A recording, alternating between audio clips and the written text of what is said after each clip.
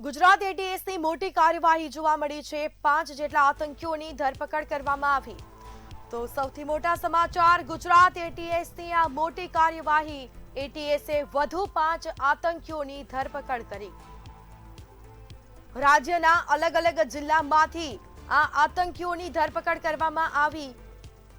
છેલ્લા 15 દિવસમાં 18 આતંકીઓની ધરપકડ થઈ છે। તો એટીએસને મોટી સફળતા મળી છે। એટીએસે વધુ 5 આતંકીઓની ધરપકડ કરી।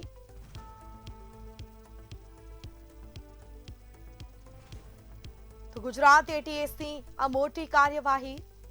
તો 5 જેટલા જે આતંકીઓ છે તેઓની ધરપકડ કરવામાં આવી છે। સમગ્ર મામલે હવે કાર્યવાહી કરવામાં આવશે। તેઓની પૂછપરછ પણ કરવામાં આવશે।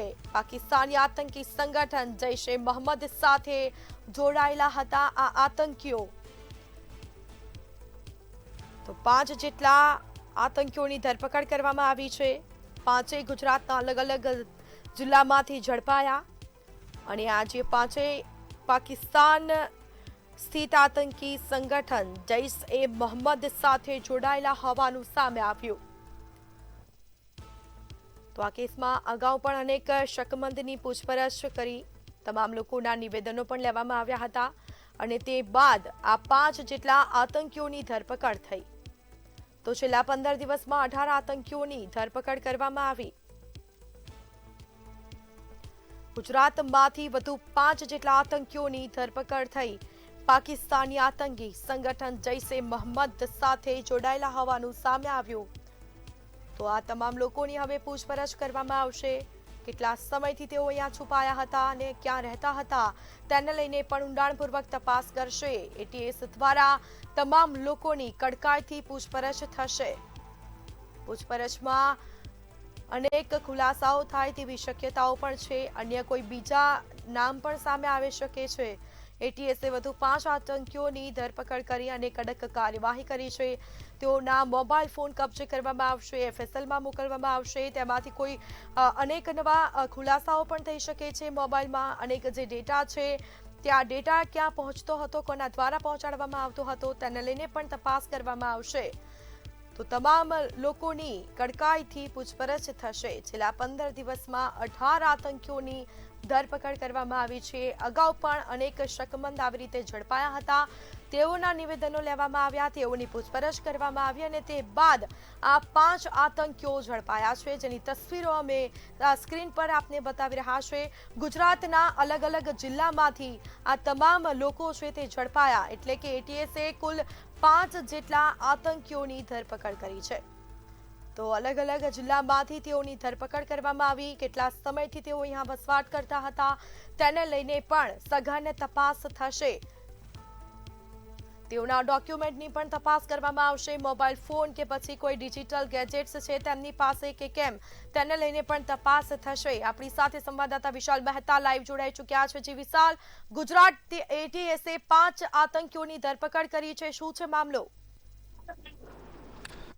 જે રીતે સમગ્ર મામલો સામે આવ્યો છે, જૈશ એ મોહમ્મદના જે આ 5 આતંકવાદીઓ પકડાયા છે, અગાઉ પણ આ રીતે એટીએસ દ્વારા સર્ચ ઓપરેશન હાથ ધરવામાં આવ્યું હતું અને સાબરકાંઠા, મહેસાણા સહિત અલગ અલગ જિલ્લાઓમાંથી આતંકી સંગઠનની તપાસ કરવામાં આવી હતી અને તે આરોપીઓને પકડવામાં આવ્યા હતા। મહત્વપૂર્ણ છે કે તે કેસમાં પકડાયેલા જે આતંકી હતા તેમની પૂછપરછ કરવામાં આવી અને પૂછપરછ દરમિયાન મોટા ઘટસ્ફોટ થયા છે। આ તમામ જે આતંકીઓ છે તે ક્યાંક ગુજરાતની અંદર અલગ અલગ જગ્યાએ રહેતા હતા અને તેની તપાસમાં જ આ જે જૈશ એ મોહમ્મદનું જે મોડ્યુલ છે તે આખું મોડ્યુલ બહાર આવ્યું છે અને તેની સાથે જ જે અન્ય 5 આરોપી છે, જે વધારે જે આપ જે ટીવી સ્ક્રીન પર મંતવ્યની ટીવી સ્ક્રીન પર આપ જે દ્રશ્યો જોઈ રહ્યા છો, જે તસવીરો જોઈ રહ્યા છો, તે એન્ટી ટેરરિસ્ટ સ્ક્વોડ એટલે કે એટીએસ દ્વારા તેની ધરપકડ કરવામાં આવી છે। આ તમામ જે આતંકીઓ છે તે એકબીજાના સંકલનમાં હતા। અલગ અલગ રાજ્ય અને જિલ્લાઓમાં તે લોકો છુપાયેલા હતા। એટીએસને જ્યારે આ તમામ બાબત માહિતી મળી ત્યારે જે શરૂઆતમાં જે આતંકીઓ પકડાયેલા હતા તેના ઇન્ટ્રોગેશનની અંદર આ તમામ જે અન્ય 5 આતંકીઓ છે તેના નામ ખુલવા પામ્યા છે। મહત્વપૂર્ણ છે કે આ સમગ્ર જે મામલો છે તે ક્યાંક ને ક્યાંક આતંકવાદી પ્રવૃત્તિ સાથે જોડાયેલો છે, એટલે સરકાર દ્વારા પણ ક્યાંક ને ક્યાંક આ બાબતને લઈને જરા પણ ચૂક ન રહી જાય તે બાબતની ખાસ સૂચના આપવામાં આવી છે। એટીએસ દ્વારા જે સમગ્ર મામલો તપાસ કરવામાં આવી રહ્યો છે તેની અંદર અત્યારે હાલમાં જૈશ એ મોહમ્મદના આ જે 5 આતંકવાદીઓ પકડાયા છે તેને ગુજરાત રાજ્યના અલગ અલગ જિલ્લાઓમાંથી ઝડપી લેવામાં આવ્યા છે। પોલીસનું માનવું છે કે આ નેટવર્ક ના માત્ર ગુજરાતમાં પરંતુ ગુજરાત બહાર પણ વિસ્તરાયેલું છે અને તેનું કનેક્શન ક્યાંક પાકિસ્તાન સુધી હોય તેવું ધીરે ધીરે બહાર આવી રહ્યું છે. તેમની પાસે તે કેટલાક નકશાઓ, કેટલાક ઝંડા અને કેટલીક સામગ્રી પણ મળી આવી હતી, જે ક્યાંક ને ક્યાંક આ સમગ્ર બાબતને જોડતી હતી. અને એટલા માટે અત્યારે હાલમાં પોલીસને શંકા છે કે ક્યાંક જે આતંકવાદી હુમલો જે ગુજરાતની અંદર થયો હતો, એટલે કે સિરિયલ બોમ્બ બ્લાસ્ટની જે ઘટના બની હતી, તે પ્રકારની જ કોઈક ઘટનાને અંજામ આપવા માટે આ જૈશ એ મોહમ્મદના જે આતંકવાદીઓ છે તે જોડાયેલા હોય તેવું ક્યાંક લાગી રહ્યું છે. એટલા માટે અત્યારે હાલમાં પોલીસ દ્વારા આ તમામ બાબતે સક્રિય કાર્યવાહી હાથ ધરવામાં આવી છે.